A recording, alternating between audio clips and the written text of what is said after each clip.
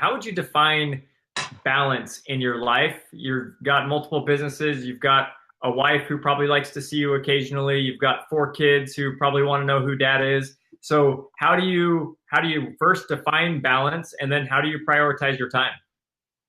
Well, actually, that was very difficult for me for many years, and it had affected my relationship with my wife and my kids, and just my mental health and whatever, like for several years.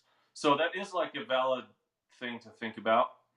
And Hmm. one thing that I've learned is like business is not everything. Like you know, lately I've really been focusing on exercise and all this kind of stuff, and spending time with my family. So, um, but I have probably just because I've been running my businesses for so long and just have good processes in place and good people to run them.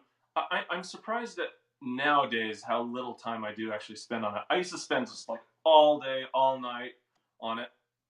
But as I've been able to relinquish these things, get the stuff off my plate, I actually find myself a little bit surprised, like, well, I don't really have anything to do today. Now, there's always something to do.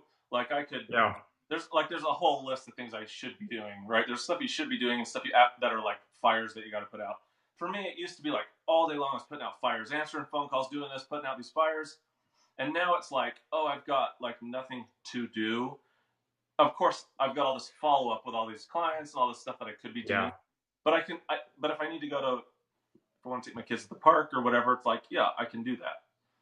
Do So you think that as you look back at when you're building up the business, would that have made an impact back then if you had trusted more, outsourced more? How would that have changed maybe the building of your business? I think it would have changed it for the better.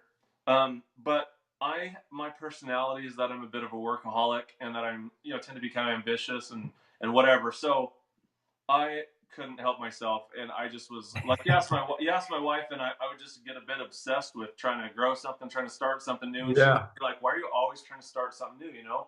And it ends up being a good thing. But yeah, I overworked myself, and I do think that people need to learn to work really, really hard. Like they need to learn that work ethic or that skill set or whatever. So you should be able to work really hard, and I know how to work really hard. Right now in my life, I've and when I say right now, I mean the past couple of years. Like I've took some reflection and said, I think I'm spending like all my time on this and like neglecting the family and this and that. So I purposefully stepped back, took some stuff off my plate. And what I found is that it's helped grow my business. But that's something everybody's got to ask themselves.